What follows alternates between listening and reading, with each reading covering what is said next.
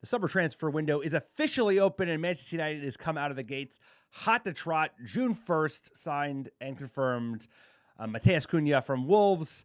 June 2nd, Mbeumo decides he wants to go to Manchester United, and they've begun conversations with Brentford. And on June 3rd, Bruno Fernandes, our captain, has decided to push back and say, you know what, I don't need that generational wealth from the Saudis. I want to play at the top level, Premier League, and then future championship player of the year, Bruno Fernandes, after we get relegated. But United, busy, sir, acting like a club that didn't miss out on Europe, acting like a club that didn't finish in 15th place. But in the day, still make a lot of money, even though we're saddled in debt. How you feeling about United making noise in these early moments of the transfer window before it shuts again? Tell me more about that as well. I'm confused. Once I thought I was out, sir, they pulled me back in. Manchester United. The news is crazy. The window opened and like they were swinging. Obviously, we knew Cunha, then Mbeumo. That's a huge announcement because Newcastle were in from European football. United don't have it, and the badge still carries weight. And I feel like in Cunha and Mbeumo, there's something about those players that have like a little edge. I feel like they're not as much soft serve as the rest of the team that we have. And the more that we can get the bluffers out and get the dogs in, I'm all for it. Bruno staying. Look, he's a great player. 2 years left on his deal, plus 1 year option to Manchester United. How many more years is he going to be able to play at that top level? And 100 million is a lot of money. But if he wants to stay, we will take him because next year is going to be even more exciting in that attack. But we need a number nine. We need to raise money. The club needs to sell bluffers, get cash to be able to make these moves because apparently Sir Jim said we were running out of money. And then we come out spending 60 on Cunha, 50 on Mbeumo. We need a goalkeeper. We need another midfielder. We need probably two or three number nines. If we're planning on getting rid of Højlund, then we get the sell to buy, Rashford, Sancho, Anthony, the whole nine. So there's a lot of wood to chop here at Manchester United. And this is just the first opening of the window. It goes from June 1st to the 10th because of the Club World Cup and then opens up again on June 16th. It's just a technicality because FIFA and Infantino, they wanted to get Ronaldo on the Club World Cup team. Doesn't make any sense to me.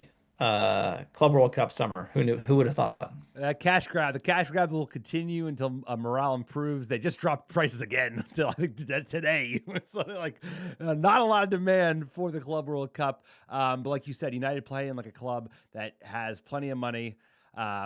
The type of signings we're making, right? I think everyone was excited about Matheus Cunha. We've heard about him for a while. They figured Delap was next. He obviously joined Chelsea. He fit very much the good and cheap category. Like you said, relegated team, their best player, and you can get him for, what, 30 million, I think was his buyout clause. He chose Chelsea Blues, whatever. I think Mbeumo was a better player.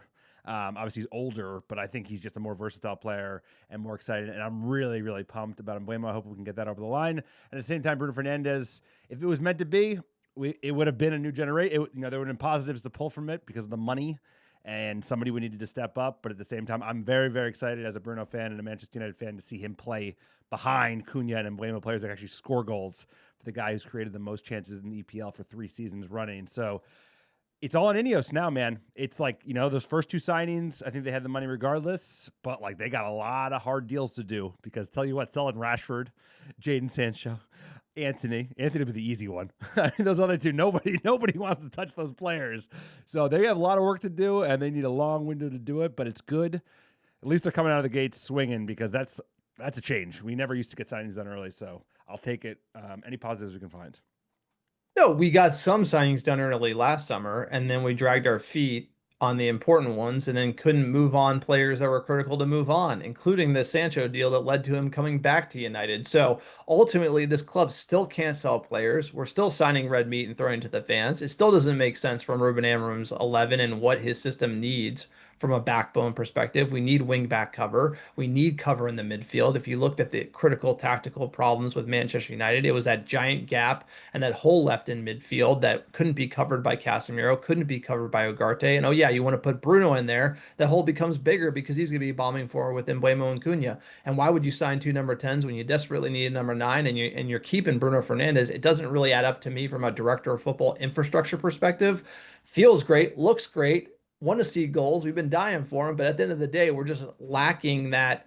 You're good. We heard we had 100 million net. We just spent it on 2 number 10s. that wasn't really the position that we were primarily lacking.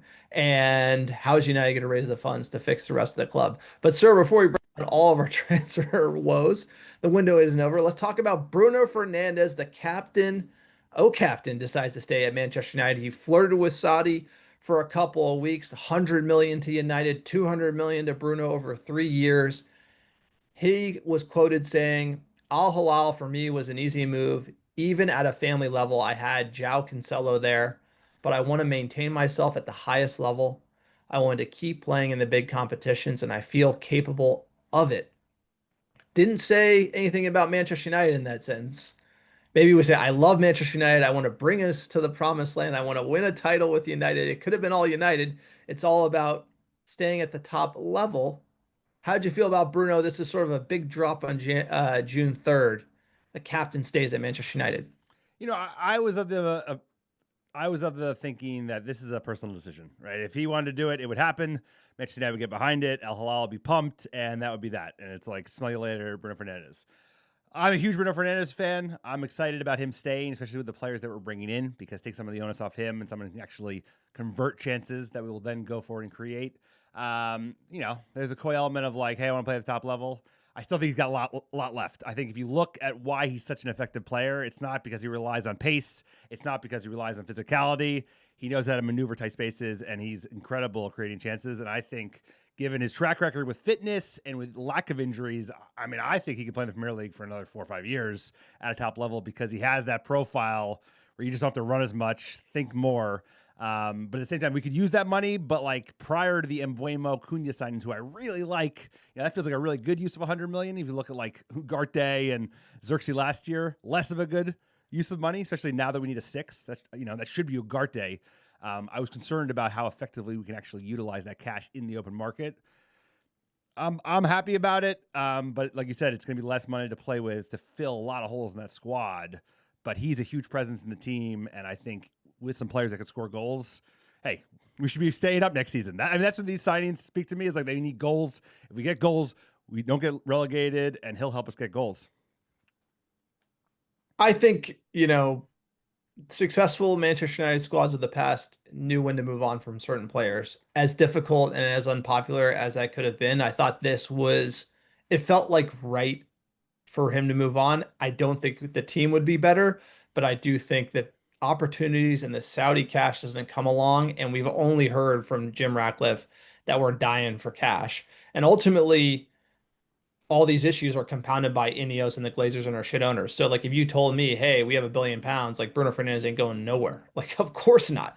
But if you're saying, hey, Amorim can't get his rebuild unless we sell big players, raise big amounts of money, which isn't going to come from Rashford. We're not going to get paid a lot of money for that. We're already talking about selling Garnacho at a discount.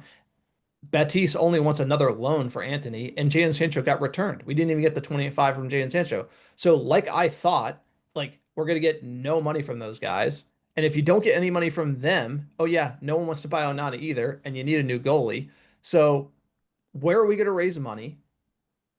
INEOS says that we're broke. FFP still is a problem for Manchester United. Look, the Cunha deal is on the credit card, paid over time. And we're negotiating with Brentford for the same thing. But that even gives more credence to the fact, like, what can you do with 100 million upfront right now? And you can do a lot with that as it relates to rebuilding this team around an 11 that Ruben Amorim could go out next year and make a run with. Now, if INEOS somehow lied that they were running out of money, and there's plenty of money to spend on players, and we have 300 million net we can spend and buy a new goalie, buy a new midfielder, and buy two new strikers that we desperately need, then I'm all for Bruno Fernandes staying. But if this not selling him means we're going to do another half measure bullshit rebuild that doesn't get us anywhere and gets Amorim sacked, that's where I'm look at this and being like, we never really move on. We never sold Marcus Rashford when he was worth 100. We didn't sell, that's the same type of situation with this, where you never know. Bruno could come up and not play well next year, and then the Saudi money's gone. I doubt that's going to happen, but there is another side to this where United need to learn how to cash in on players, especially if we're as broke as they say we are. Yeah, and I think if this was Barcelona calling, the deal's done.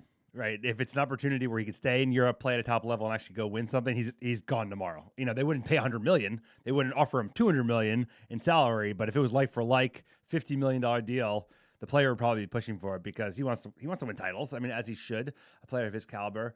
In my opinion, I have more faith in Bruno Fernandes than I do in Ruben Amorim. Like I like signing these players who are, they will fit in the three of the back system. They'll work well with that. But at the same time, if we go 4-2-3-1, Graham Potter is our coach or whoever, Gareth Southgate is our coach in a year. Cunha and Mbeumo will still work, and so will Bruno Fernandes. So it was always a risk, but at the same time, like you said, I think it's now about like, you got to sell the scraps, dude. Even if it means we can't do huge buys beyond these two signings that are looking to be more certain, is like, you got to, whatever. But it's not realistic. I'm trying to provide a realistic You got to go heaven. view. You got to go cheapo. Hey, I want someone to pay me $100 million for players who suck. Like, yeah, so do I, but it's not going to happen. That's the problem. But you get what I mean? We're not going to get, if we get $50 million out of selling Garnacho, Rashford, Sancho, and Antony, like up front, like I'd be blown away. Those four? Barcelona wants a loan. Betis wants a loan. I know, but Sancho is nothing. Sancho's literally like, we have to let him go for free in order not to pay his wages. Like, we're talking $0 up front for three of those players. And then Garnacho's already talked at 40 million, and that came from our end too. So we're already discounting him. I don't see, so getting into it even more from a tactical perspective, every error we've made from like even signing Xerxes, for example, like you look at INEOS, be like, what do we need if Marcus Rashford and the manager didn't get along? Like Erik ten Hag. It's like, we needed to pace him behind a number 9. We signed Xerxes, who's in between a 9 and a 10. If you had two number 9s who are a different profile, could you bring in a Xerxes? Absolutely. But you can't, the way we stack this team up, nothing makes sense. And I feel like Cunha and Mbeumo both being 10s, and then keeping Bruno Fernandes. To be fair, Mbeumo plays on the right wing. He's not going to play wing back. He won't play wing back. He'll play as one of the two 10s, but the right side. So we're talking of Amorim's system. Cunha and Mbeumo will start for Manchester United, which means Bruno Fernandes in that system has to play in the 2. We saw that in the final. It didn't look great. It's not his position. That has led to giant gaps in our midfield. And then we need this hero CDM that can basically service the entire field. And what I'm saying is, why would we make these decisions when we still don't have a striker? We need to replace the goalie, and we need cover at wingback. And in his system, wingback is probably the most important position. We're just signing 10s. Now, if I would not sell Bruno Fernandes if we were playing 4-2-3-1, I would never sell him because he's an elite number 10 and we need him right there. But if you're saying, hey, you got $100 million from Bruno, who has 2 years left on his contract, and you're going to be playing him out of position, that sounds more attractive to me at the end of the day, because you have to move on from players who don't fit the system. And if you're not going to commit to Amorim's system, why is the head coach at Manchester United? And I know this isn't ultimately Bruno's fault, but when you look at the incomings and then we're not letting players go, that's the same thing we've always done. And then there's an amalgamation of a team that no one can figure out, and it doesn't align with any manager's philosophy. We're always 1 foot in, 1 foot out, and that usually costs the manager his job. And I thought that maybe with Bruno leaving, those guys coming in, free up money, add these pieces, give Amorim like a real solid 11 that should fit his system, but it feels like it's going to be more of a half measure at the end of the day. And none of this should be a problem if the Glazers didn't bankrupt the team and INEOS wasn't so bad at their job, because INEOS was supposed to bring in the director of football to stop this bullshit, and it's just more of the same. And while I think Bruno Fernandes is better with Cunha and Mbeumo on the field, there's a lot of questions around, if you look at this team and you keep Bruno Fernandes, would you sign 2 number 10s? And the answer is probably no. I think what you're signing goals. I understand what you mean. Like, we need a number 9. We need 2 number 9s. Even if you keep Oiling, you need 2 number 9s. But we couldn't score goals last season. We had a lot of problems last season, but I think the biggest one in the EPL was we just couldn't score goals. I think we underperformed our XG by the most in the league, only besides one other team. So Mbeumo, but we didn't create a lot of it though. We also didn't. No, we didn't. But we also underperformed. So, yeah. I'm just saying is like, we need to score goals, and those guys bring goals. Like Mbeumo, I know he took penalties. He scored 20 EPL goals. Cunha score mid-teens. They'll drop off. They will not score as many goals for Manchester United next season, but they can still 10 and 10 each. Bruno will put another 10. And like you said, sir, there's a decent chance we're back to playing 4-2-3-1 in 12 months anyway because Ruben Amorim gets fired next year. Like that could definitely happen. Yeah, but our number 10's on the roster. Sancho's on the roster. Anthony's going to be on the roster. Rashford's on the roster. Mainu wants to play number 10. Garnacho's still on the roster. He's a number 10. Bruno's a number 10.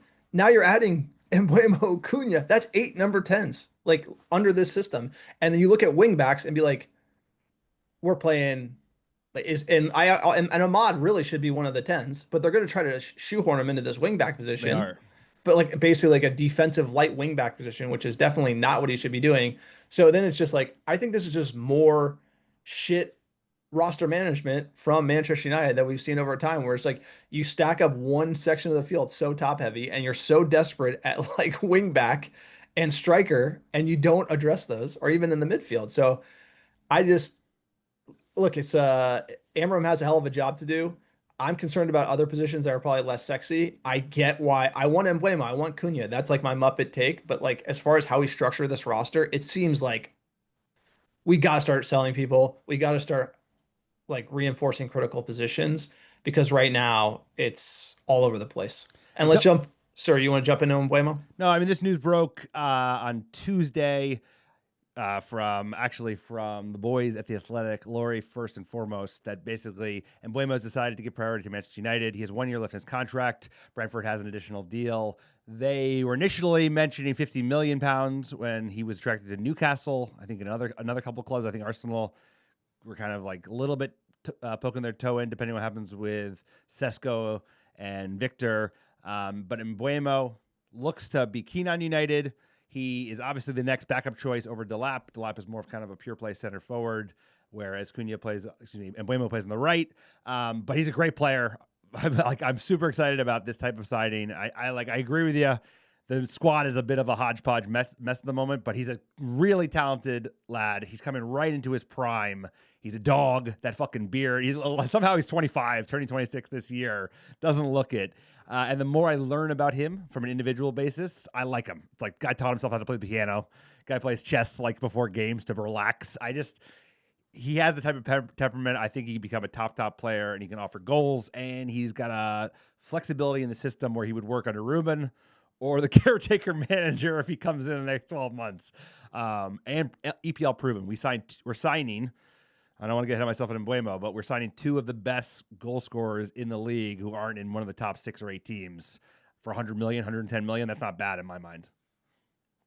What's your thoughts? No, I mean, he has the 11th ranked XG in the EPL. He plays heavily on the right-hand side of the field. Like you said, he'll probably be in that number 10 position. We saw him play at Brentford when they played Villa. Standout player, high work rate, like absolute dog. Like I really like this signing. Again, for me, it's just this makes so much more sense if you're selling Bruno Fernandes. Like I thought when this was announced, Bruno was leaving. It was like, let's get the red meat out there because Bruno's going to leave and we need to keep fans happy. That's exactly what I thought this was. That was like my read the tea leaves moment. I do not understand how you're keeping Bruno and then adding him. This is more like Ed Woodward team construction to me. Like, love the player, want him in my team, need to figure out how all the other players fit in. Oh, by the way, we don't have Europe. We need less players. Like, this is like very puzzling, and the price is high, 50 to 60 million. There was rumor that we only had 100 million net to spend this summer. Cunha's only 20. Cunha's only 20 credit to that up front. Could we get Brentford down to another 20? So maybe that's 40 net this summer, not total. We need it. Like for me, the must-haves new goalie. Like no doubt. Arguably that's like Strikers. I'd be like so worried about goalie and striker. So worried about goalie and striker. So like you had Mainu, you had Garnacho, fine, sell Garnacho, get Ahmad Diallo. Yeah, it's not clear Ahmad is a right wing back, so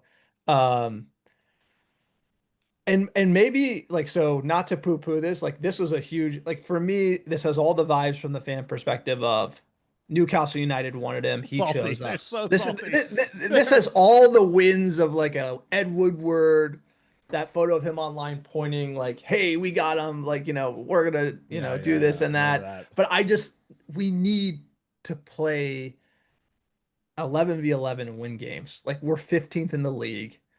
He will get us goals.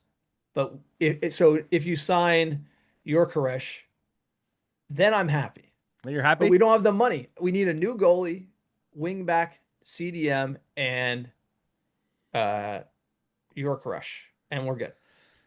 We need a new goalie. We need a new number 6, which is really frustrating because we signed our most expensive signing last summer was a number 6 who hasn't quite hit the heights we need to, and it seems to be like a second fiddle at this point. Like Ugarte is not talked about as like a kind of a mainstay that should be pushing into the team. In reality, you should be playing the 2 10s, and Mbeumo and Cunha. Bruno is in the 2, and you have fucking Ugarte just cleaning up shop, just like winning tackles and giving the ball to Bruno.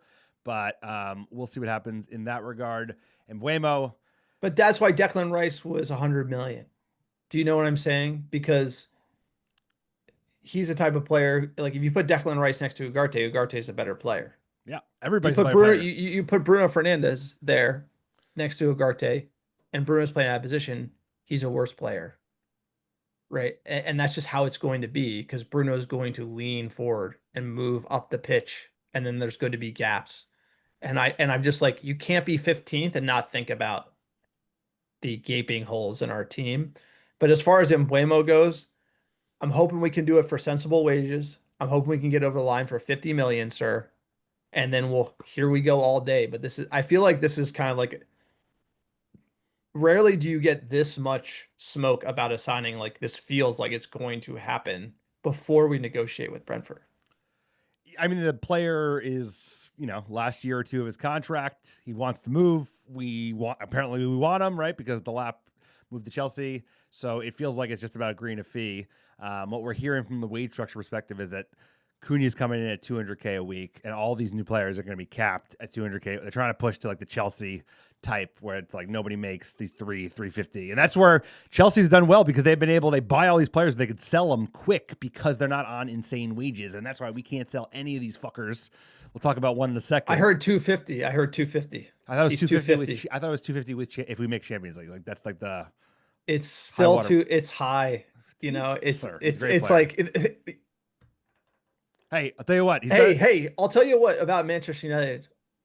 You got to make fucking hard decisions, man. Like you got to make hard decisions. You got to say no on wages to players. Like the glitz every time. We don't know yet. We don't know the glitz every time. But you know what I mean. Like this is red meat from INEOS. We're eating it and we love it. Fans love Everyone it. Loves it. Everyone loves it. Well, this is red meat. This is not like eat your vegetables. No. Sign a good left wing back. Sign a promising young goalie prospect. This is not eat your vegetables. Sign a young midfielder. Bloody steak, baby. This is literally like steak on a slab, and all the fans are yeah. We're at the troughs, or we're at the and hey, look, I love it, but how many years are we gonna do this and like watch the team flounder? I need more of a complete window from INEOS, and we need to wheel and deal hard as fuck. Like Rashford, Ter Stegen from Barca, like let's go. I need moves like that. They always say that they're gonna happen. They never happen. But I need moves like that. So anyway, I agree with you. It's wheeling and dealing. As the ARD coined, it's like it's all about INEOS. They have a big summer to do. These buys, they had the budget for them. They're great signings. But you need to build a complete squad. And right now, it's like we're a little top heavy in certain positions. So Bryan Mbeumo, a player to watch. ARD likes it, but we're also Muppets. Moving on to the next story, sir. The guy who got overpaid and this fucking story.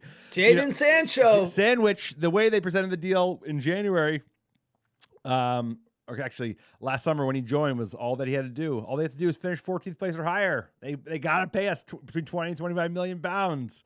And then like 2 months ago, it comes out, wait, they have an out clause. They just have to buy us $5 million. So Jadon Sancho was unable to agree a new contract with Chelsea after scoring in the Conference League final. Not having a great campaign, to be fair, with Chelsea. They've got a lot of talent, and he's a fine player, but he's got a poor attitude. We've seen that time and time again. I think the fact that he was unable to agree a contract when they wanted to, like we saw a week ago, Chelsea actually wanted to get a deal done, much lower wages, but longer duration, right? He's out of his contract at United in 1 year's time.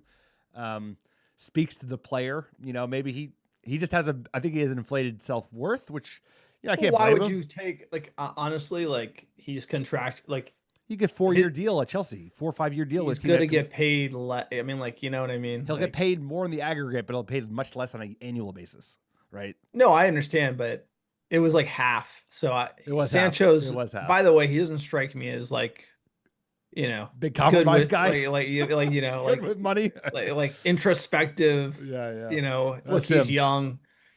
He's young. They're always young. Sir. By the way, yeah, if United, if you could win trophies by ruining players, we would be like, the trophy cabinet would be stacked. He ruined himself, sir. We deserve a lot of blame for a lot of signings, a lot of players we let down. The only person who let Jadon Sancho down was Jadon Sancho. Like, we're in the mud with Sancho. I agree. We're pigs right now. You know what I'm saying? I know it. Here's also another one too. Think of Calvin Phillips to City. Remember that deal? Like, that was not a good deal for City, but they managed that. The optics, everything. It was just kind of like. Didn't they pay $100 million for him, or like some? No, it was like 50. It didn't work out, but like I just feel like the way Sancho is on the socials and like he's so like it's like almost makes it worse, where it's like you could break up with your girlfriend, but then she goes all over your social, or he just makes it messy. Sancho just all over the place, talking, quoting this and that, and obviously United gets the clicks, so he like plays into it. It's like we can't get away from Jadon Sancho. It's just one of the worst signings Manchester United ever made. Probably it's up there with Bebe. We're getting up there. Bebe was $7 million, bro. Bebe is not even in the conversations there. We've got 10 signings that are worse than the last fucking 5 years. No, but this type of the wages Mount, on Anthony. No, but you think about like Rashford, Sancho, like giving these big contracts out and having like these players underperform. But look, the good news about this is we get £5 million. The bad news is INEOS like lied to us. They did. Like they did. Signed up shit, sold it to us. We still can't sell players. And the problem with INEOS is, like, I've said it on the pod many times, that they got greedy and they could have taken 10 and got them off the books. And they literally like tried to get this 25 with all this. Like, it just doesn't make sense. We're not pragmatic. We need to sell players. We need to get deals done.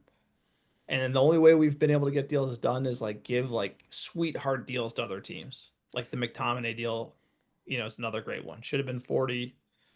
Napoli gets a great deal on a player. Like Garnacho should be 60. Someone in Italy is going to get a great like 22.5 plus 7.5. It's going to be like so low. We cannot, like, in Europe, we just get put over a barrel. Like, we don't know how to. So we sold Alvaro Fernandez for $5 million. He just went to Real Madrid for 40.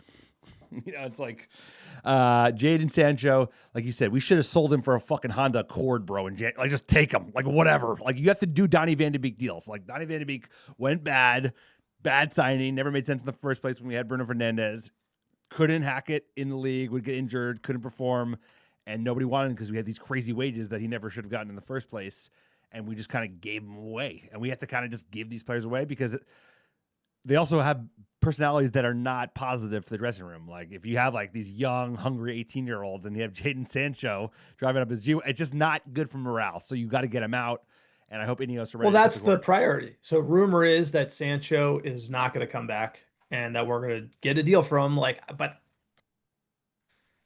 how are we going to do it? I have no idea. Like both parties are adamant he's not coming back, and you need another party to make sure that doesn't happen. So, sir, let's jump in the next news take we got here. So, Sandwich, we'll keep you posted on all things Jadon Sancho. Moving on to the next story.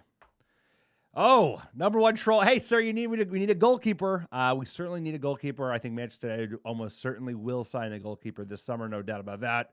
And the story we're hearing is number one troll. I think he's the number one troll in the game now. Emi Martinez, the goalkeeper, of course, for Villa in Argentina, World Cup winner. Still can't believe what he did with that statue. Fucking Doha. Apparently we're in on him. He cried at his last game for Villa this season. He's 32. Obviously, he's EPL proven. I think he's definitely a little overrated. I think a lot of the Argentinians, are a little overrated. But he's a good, I wouldn't pay big money for him because he's up there. Obviously 32 is like a 27-year-old for a player who plays in the other parts of the pitch. But this can't be, we have to go like we have to find a good deal on goalies. Like, we're not going to have money to splash out the way we need on a 6. or number 10, not number 10, we already did that, or number 9. Like, we need to find something under 20 million. And if they expect big money, like, that's not a deal for us. We just have to walk away from it. But he would certainly add, a little flavor in the back. I mean, he would be a different type of presence than Shaky Onana, but he's got his own bag of challenges as well. What's your thoughts on this Emi Martinez news, sir, coming out from Ben Jacobs today? Look, he's a riot, but he's a dog. He is a dog. Like when you're looking for old man, like when we're lost at sea and you're looking around and you look at this club and you see Victor Lindelof and you see all these guys hanging out and you're like, how did we get here? And you're like looking for like win mean edge. Like I'm looking at Mbeumo, I'm looking at Cunha, and this guy's got it as well. It's soft serve SC. There's a lot of softies at Manchester United. And I just feel like this guy's got some edge. We need edge. We need guys with egos, and we need edge. You look at Onana kicking the ball out of bounds. Guy doesn't have any edge. There's a lot of hand waving, like a lot of bluffers at Manchester United, and I feel like there's something about Emi Martinez that would have fit in with the old United team. You don't often find goalkeepers with that much personality and bite, like you said. Like, goalkeepers tend to be more passive. Some of them are real leaders at the back. I mean, Van der Sar was, Schmeichel was, of course. But, like, he's got a personality that you don't always see in players in that position. And I have to agree. I think, like, United, we've shown the final against Spurs. We've shown it for years. The team, like, ever since Wayne Rooney and Zlatan left, and then like Jesse Lingard and Pogba took over, like it's kind of become like Good Vibes FC instead of like hard-nosed football. Carrick lost. He left at that same time too. The personality of just winning no matter what it takes, being mean, like mean fuckers. Like I hate to say it, like Cunha, he's a mean son of a bitch, and we need that. And so is Emi Martinez. So it's like if we can get a good deal, I'd be all over this because he's obviously EPL proven. Hey, 32, 33, that's fine for a goalkeeper. He's got gas in the tank. And like you said, he definitely has a fucking edge. And he looks like a Manchester United player. Like you would see no problem him just like goading some other player like before they shoot a penalty. And I want more of that because like you said, like Victor Lindelof, like even like Luke Shaw, it's like these guys are like, bro, you don't want him in a bar fight. I want Emi Martinez behind me in a fucking bar fight, bro. Because like he'd be like, he would just be like, he'd be starting bar fights, and he's a goalie. So I think we need personality in the side. That's why I like Bruno staying around. I like the profile they're bringing in because they have a lot of personality, and Emi Martinez has got personality in abundance, sir. Yeah, the only problem about Emi Martinez that's different than the profile that Amber might be looking for is he's not outside the penalty area that much, like compared to like a Raya. Like David Raya is, I want to say, 84th percentile in defensive actions outside the penalty area, He'd be and 90th perfect. like, but he's 33rd percentile, right? Yeah. So he's just like he's not coming out of the box that much, but he has excellent crosses stopped, right? So his crosses stop percentage is 95th percentile from goalies. So he's coming out and claiming it compared to Onana, who's in the 37th percentile. Onana doesn't rate highly for any goalkeeping metric, as I'm sure it's pretty obvious. He's not doing that well. So Emi Martinez, I'd like to see maybe a younger prospect who can kind of is more comfortable outside the box for United, especially for Ruben Amorim and how he wants to play. But I'll take anything other than Onana. Like at this point, if we run back Onana in 25, 26, which I think is going to happen, because ultimately INEOS, for the reasons we talked about, will not wheel and deal enough to be able to make a move. And this is the way United has operated the last however many seasons is like, you know what? We did our best. We couldn't solve all of our problems. So we're just going to run this season and see how it goes. And lo and behold, it goes absolutely crap. I can't take this season seriously if we're running Onana back. Like Liverpool saw Karius in one final in one game and got rid of him. And it was the right move. Manchester United have seen Onana like tell us he's not the guy for 2 years now. And if we sit on him again, we're not a serious football team. Yeah, I have to agree. I would keep Højlund as a second striker over keeping Onana as number one net. Like Højlund's 22. I like, you know what? I give him another run. Not a starter, of course not.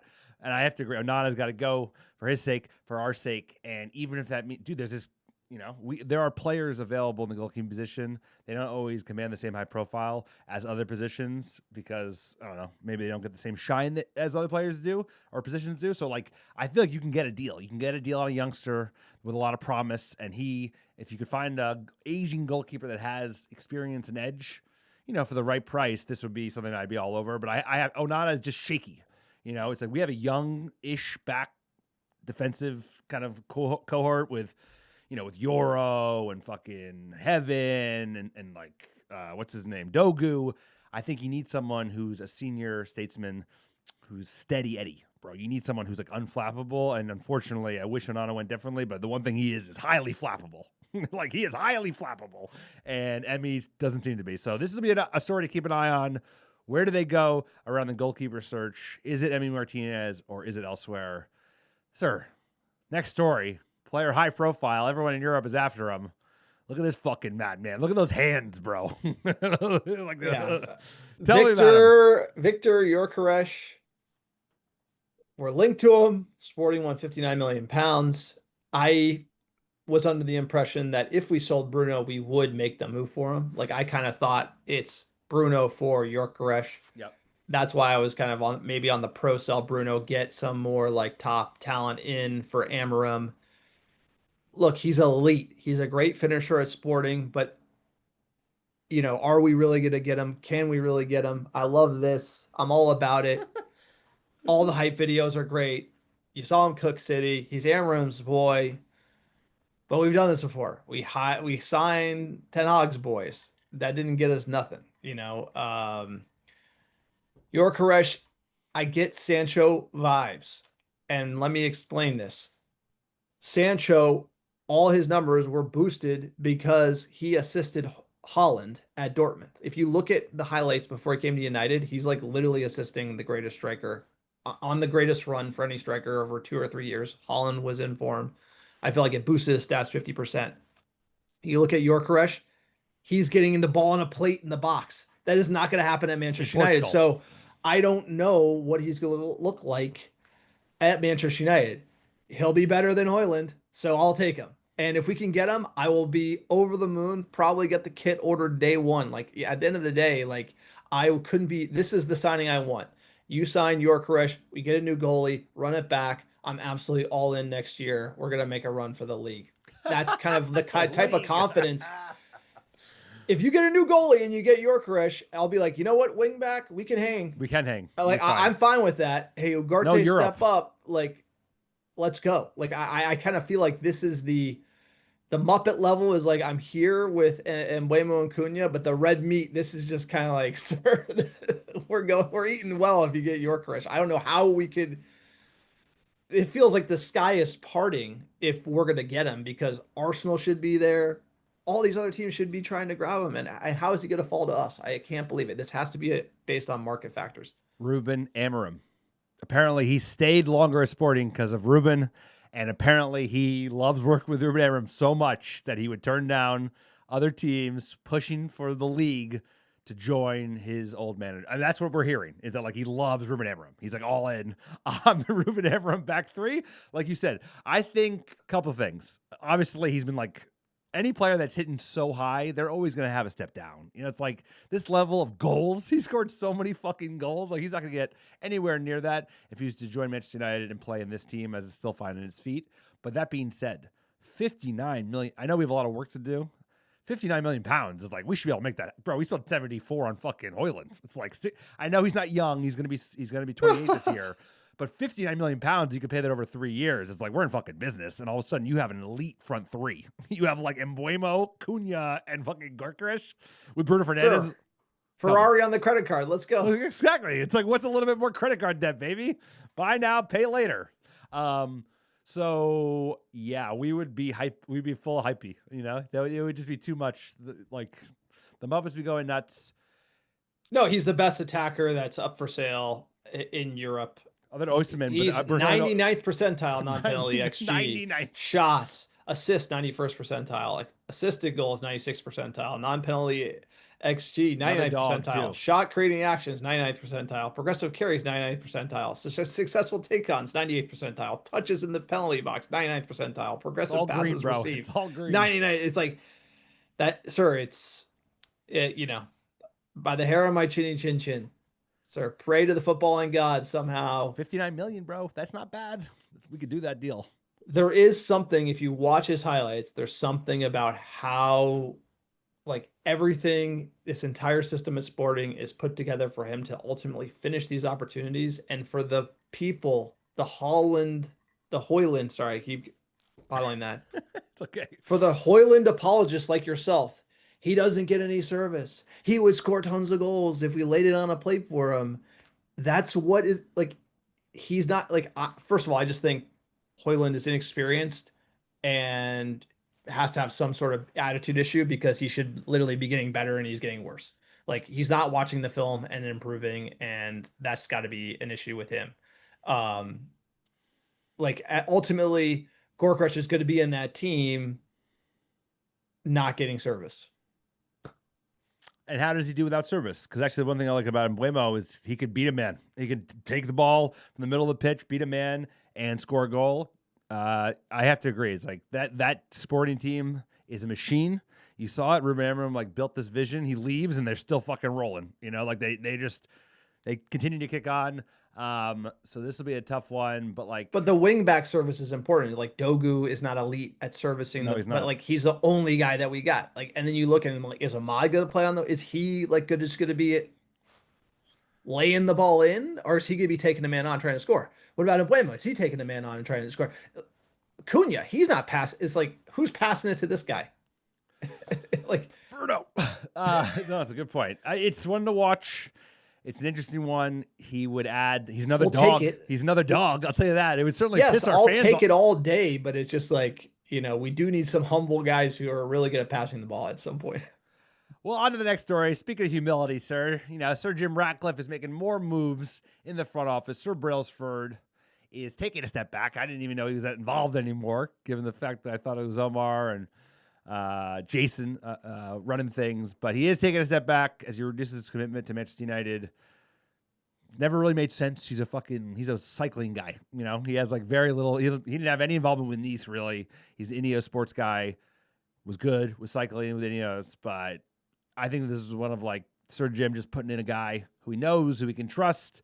It makes sense for him to take a step back. Let's have people who are specialists like Dan Ashworth running their job, doing their job. But this is more just Sir Jim just taking heads, bro. Just like chopping heads off for his yacht. What do you make of it? INEOS seems like a nightmare to work. Nightmare to like the amount of people leaving at the end of this year as well. Just internally at the club, the way things have been handled in the press. Then you're bringing in these guys. These guys are moving out.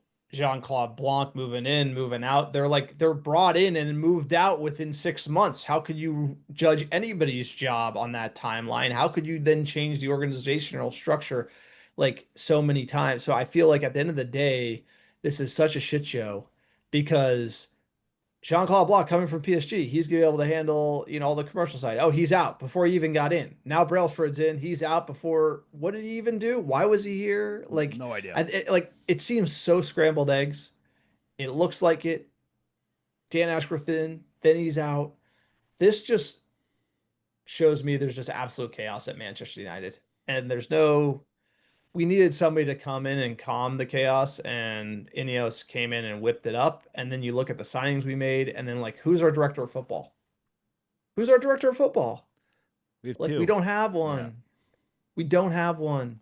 We were gonna sign somebody. Oh, we didn't. Oh, that. It's just like this is more Glazer ownership infrastructure with the fact that we're just gonna fire more people, which at the end of the day, from a fiscal perspective is probably more responsible, but you would think that you would have a great structure in place to start that process because it's going to take a lot to get through that process. And the fact that Jim is not only chopping and changing the staff, he's chopping and changing the board, the exec, how the execs are running the team so fast where how could anyone ever get settled or even have an opinion?